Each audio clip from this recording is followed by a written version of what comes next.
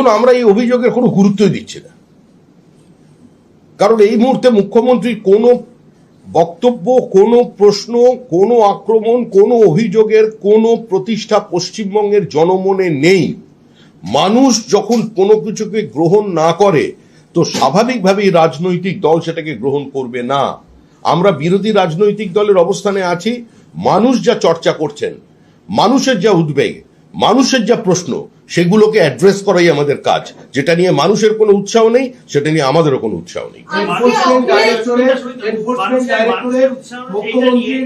মুখ্যমন্ত্রী যে অনেক কিছু তুলে নিয়ে গিয়েছেন তার নিরাপত্তা রক্ষীদের দিয়ে এবং নিজেও, এইগুলোর মাধ্যমে তিনি কি ইডি তদন্তকে ভেস্তে দিতে পেরেছেন? আপনারা কি মনে করেন?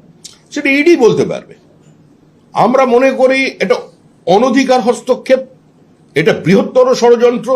আমরা মনে করি এটা সরকারি কাজে বাধা দেওয়ার মতো এটা চূড়ান্ত একটা ফৌজদারি অপরাধ।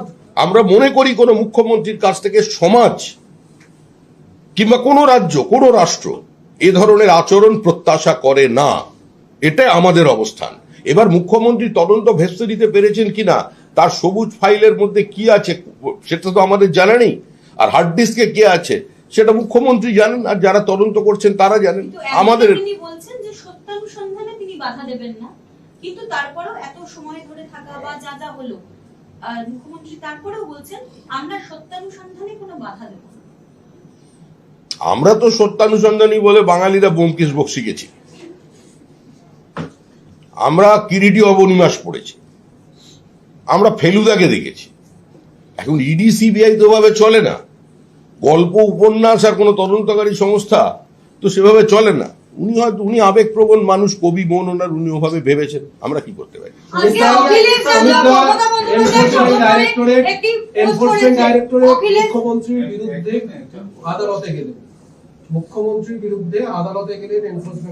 এটা এনফোর্সমেন্ট ডাইরেক্টরের বিষয়। ওদের তদন্তে বাধা পড়েছে, ওরা কিভাবে সেটাকে প্রতিহত করবে, ওরা কিভাবে রেসিপ্রোকেট করবে, সেটা সম্পূর্ণভাবে ইডির বিষয়, সেটা আমাদের কোনো বিষয় নয়। এটা পশ্চিমবঙ্গের সিআইডি নয় যে তৃণমূল কংগ্রেসের কোনো সহকারী শাখা সংগঠন। ইডি সিবিআই সম্পূর্ণ ভিন্ন স্বতন্ত্র সংস্থা।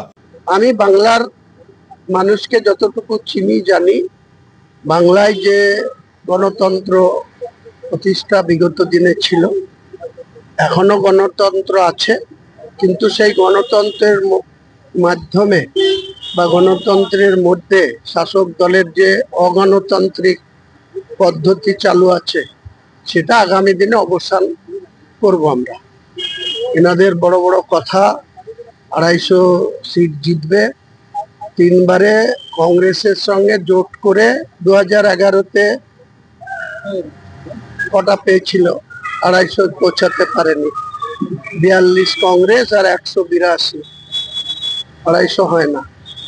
তারপরে একাই লড়েছিল 2016-তে, উনিও প্রেজেন্ট ছিলেন, পিসিও ছিলেন, তাদের কত হয়েছিল 211 একা। তারপরে 2021-এ 215, দুটো সিট পেন্ডিং ছিল, জঙ্গিপুর আর শামশেরগঞ্জ, দিয়ে 15। কি করে বলছেন উনি, কোন অঙ্কে বলছেন?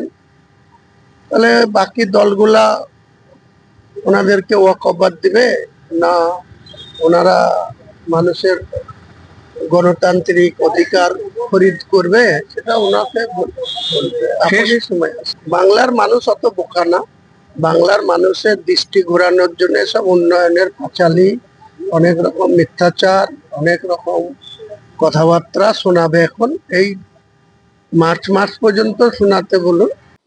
হ্যাঁ, আপনাদের প্রশ্ন শুনলাম যে কেন আইপ্যাক দপ্তরে ইডি গেছে, তার প্রতিবাদে মমতা, এইসব বিষয়ে আপনাদের প্রশ্ন শুনলাম।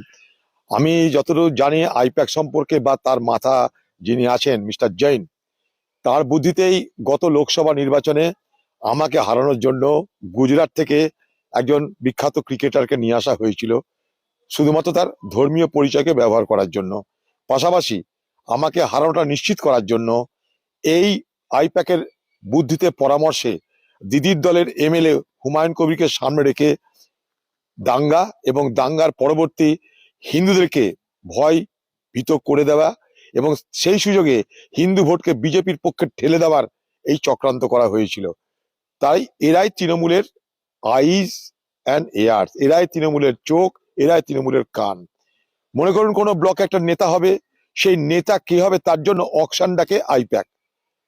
আইপ্যাক বলি লাগায়, অকশন ডাকে, সেই অকশনের টাকা পৌঁছে দিতে হয় খোকাবাবুর ঘরে এবং দিদির ঘরে। এই আইপ্যাকটা এখন চালাচ্ছে খোকাবাবু। আইপ্যাক মাধ্যমে খোকাবাবু সারা বাংলা থেকে পয়সা কামাচ্ছে, পয়সা লুট করছে। এবার আমি প্রশ্ন করতে চাই দিদিকে, যে ইডির জন্য, ইডির হামলাতে আপনি এত মাথা ব্যথা করছেন কেন? এই ইডি ভারতবর্ষের বহু রাজনৈতিক দলের উপরে হামলা করেছে, কংগ্রেসের উপরে হামলা করেছে, রাহুল গান্ধী, সোনিয়া গান্ধীকে অপমান করেছে, তখন কিন্তু আপনি মাথা ঘামাননি। আপনি বিশেষ বিশেষ ক্ষেত্রে মাথা ঘামান যখন নারদা কাণ্ডে আপনার দলের, আপনার রাজ্যের পুলিশকে জিজ্ঞাসাবাদ করার জন্য ডাকা হয়েছিল রাজীব কুমারকে, আপনি তখন এসপ্ল্যানেডে বসে গোটা রাত তার জন্য আন্দোলন করেছিলেন, অবস্থান করেছিলেন। কিন্তু এই বাংলায় যখন আরজিকর কাণ্ড ঘটে, এই বাংলায় যখন কসবার মহিলার ধর্ষণের কাণ্ড ঘটে, এই বাংলায় যখন প্রতিদিন নারীদের উপরে অত্যাচার, ধর্ষণ, লুট, দাঙ্গা হচ্ছে, তখন কিন্তু আপনি এইভাবে সোচ্চার হন না। তাই ইডির বিরুদ্ধে সোচ্চার, এটা ইডির অপদার্থতার বিরুদ্ধে, না আপনার দলকে যারা সাহায্য করে ভোটে নানা রকমের অপকর্মের মাধ্যমে তাদেরকে রক্ষা করার সাহায্যে। কারণ এই আইপ্যাক এই বাংলায় ভোট করার জন্য যত রকমের নিচে নামতে হয় তত নিচে নামে। এদের হাতেই এ বাংলায় বুথে বুথে ভোটারদেরকে ভোট দিতে না দেওয়ার পরামর্শ দেওয়া হয়, অঙ্ক করে বলে দেওয়া হয় কোন কোন বুথ দখল নিতে হবে, অঙ্ক করে বলে দেওয়া হয় কোথায় কংগ্রেস শক্তিশালী, কোথায় তৃণমূল শক্তিশালী, হারাতে গেলে কি করতে হবে, যত রকমের অপবুদ্ধি, সবকিছু অপবুদ্ধির সস্তা হচ্ছে এই আইপ্যাক। তার নেতা খোকাবাবু আর তার সঙ্গে মমতা ব্যানার্জি, এরা দুজনা পয়সা দিয়ে এই আইপ্যাককে ব্যবহার করে। আইপ্যাকের মাধ্যমেই তারা তাদের রোজগার, তারা তাদের খবর সংগ্রহ করে। এই আইপ্যাক হচ্ছে তৃণমূল দলের গুপ্তচর বাহিনী, তারাই তৃণমূল দলের চোখ, তারাই তৃণমূল দলের কান।